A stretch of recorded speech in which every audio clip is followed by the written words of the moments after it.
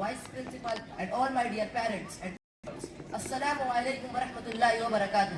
My name is Mohammad Fazan Khan of Standard 7, and today we are assembled here to have a debate on a very interesting topic. Is homeschooling better than traditional schooling? There has always been a debate whether homeschooling or traditional schooling is better for children. Homeschooling in India is still new and popular concept for many parents. Now let's introduce our team. This is team A and this is team B. This is Mr. Musayyib and Mr. Hamza who will speak in favor of the topic, and this is Mr. Sain and Mr. Ubada who will speak against the topic. Now let's start the debate from team A. Assalamu alaikum wa rahmatullahi wa barakatuh. Homeschooling means to educate a child at home rather than sending him or her to school. It includes all the same curriculum as in the normal school, but in the absence of peer pressure and competition. It's a better mode of learning as it keeps the student grounded and helps them to learn at their own pace along with a flexible school schedule. It makes them more knowledgeable as the absence of peers makes them the sole focus of their educators. A teacher in a classroom of 20 to 40 students cannot pay individual attention to everyone, but that can be easily given in homeschooling. There is no better way to implement a child-centered curriculum than homeschooling rather than traditional schooling, which relies on one teacher for all the children in the class. It enables them to clear their doubts without hesitation and come up with certain knowledgeable things instead of mugging up for the test and the recurring assessment. Parents also don't have to worry about carrying their children to and fro from school or letting them travel alone. You know, these days there are many online applications like Byju's, Vedantu and Doubtnut where children can learn effectively. By the help of these online applications, they can also learn the subjects of their own interest. MashaAllah, very good thought, Mr. Musayyib. Today I got to know about homeschooling. Now, let's see what Mr. Ubada has to speak about traditional schooling. Okay, brother, now let's talk about traditional schooling. Traditional schools are educational institutions where the students are equipped with education and various skills in a controlled and well-supervised environment. The students are provided with many facilities like bio labs, where students can practice spotting, chemistry labs where students can do experiments with different chemicals, physics labs where students can do practicals, and computer labs where students can practice coding and learn about different types of softwares. The students are taught various subjects till a mature age by different teachers that are well experienced and specialized. This gives them an idea about all the subjects so that they can choose which stream they want to study in the future. It is like a community for all the students because everyone wears the same uniform, learn the same things, and they all do all the things all together in a competitive environment. And also, as my opponent stated, it is very hard and frustrating for a teacher to handle 20 to 40 students individually. But that's wrong. All the students get individual attention in a classroom and they also get to learn in a practically in a competitive environment.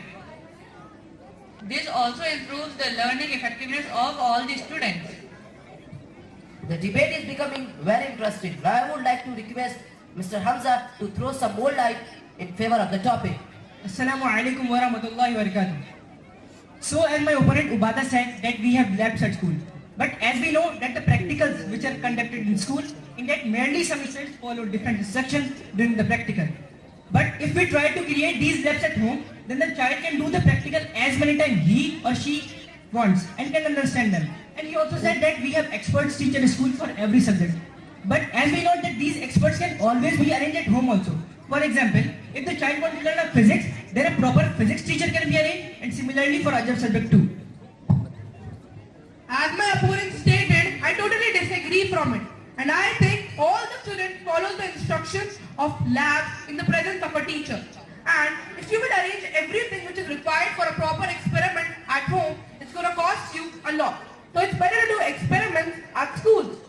And yes, experts can be arranged at home, but at school we have experts for every single subject. And if arrange experts for every single subject at your home, it's going to cost you more than the school fee. So why not study at schools? But in schools, the students have huge pressure of curricular activities and exam is the biggest of them. And because of these, there are more chances of depression and dropping out of school. But these problems are not that homeschooling and child can learn any subject in which he or she is interested on her own pace. As it is aptly said that homeschooling allows you to make the curriculum that fits the child rather than making the child fit the curriculum. Actually, this is pressure. And pressure is always required when you study. You can't study anywhere in life without some pressure. And you said that the kid at homeschooling, the kid could study those subjects in which he is interested. But at school, that's a different case. At school, we study all the important subjects at school, and after going to home, we can study those subjects in which we are interested. And the curriculum of school is decided by educated intellectuals. And the curriculum of school consists of all the important subjects which are important for your life. Now I would like to mention some great personalities who did homeschooling. Everyone's known that Pandit Jawaharlal Nehru was the first Prime Minister of India and he did homeschooling. And whole India is witness of this, that Abul Kalam Azad was the first Education Minister of our country and Sarojini Naidu was the first Governor of UP. Not only in our country, but many foreign countries are also there in which the famous personality did homeschooling, like USA. The first president of USA, George Washington, also did homeschooling, and Simon Bolivar is also known as the George Washington of South America, and Abraham Lincoln, 16th president of America, also did homeschooling. Not only in the field of politics, but also in the field of science, many scientists are there who did homeschooling, like Thomas Alva Edison, the inventor of bulb, did homeschooling, and Albert Einstein, the most famous scientist of all the time, did homeschooling. Now I would like to mention a story about Abul Kalam Azad. When he was in Kolkata, he went to a library once, but he was not allowed to enter the library. The librarian asked, "Why don't you allow me to enter the library?" The librarian said that you would not be able to read any book. He said that I can read Hindi, Persian, Sanskrit, Urdu, but still he was not allowed. But as we know that after independence, he was given the post of first education minister of our country. This shows that homeschooling is as effective as traditional schooling. Now I would like to quote Mahatma Gandhi ji to emphasize my point that there is no school equal to decent home and there is no teacher equal to virtuous parent.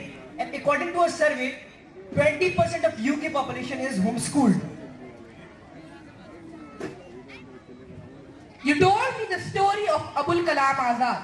I'll tell you the story of a common boy. Because Abul Kalam Azad was not a normal man. He was a great man with a great mind. So it's better to talk about normal people rather than talking about great people. This boy had 5 siblings and 1 mother in his family. All of his siblings, including him, were homeschooled initially.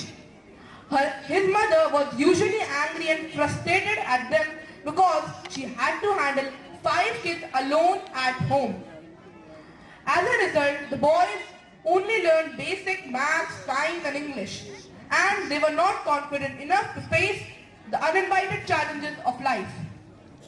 Schools provide you with small challenges which are small yet very important.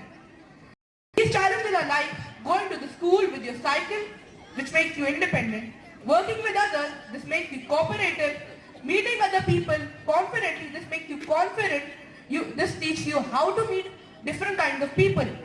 You learn life skills at home like modesty, honesty.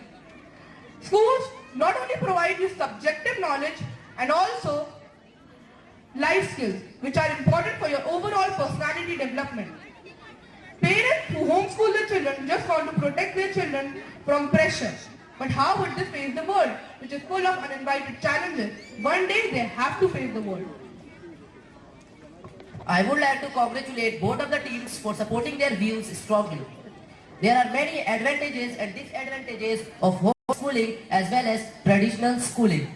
One option can be that parents can send their children to school but continue their education with productive activities at homes. Now it's up to the parents to decide accordingly to the need of their children whether to homeschool them or to send them to schools. Jazakumullah.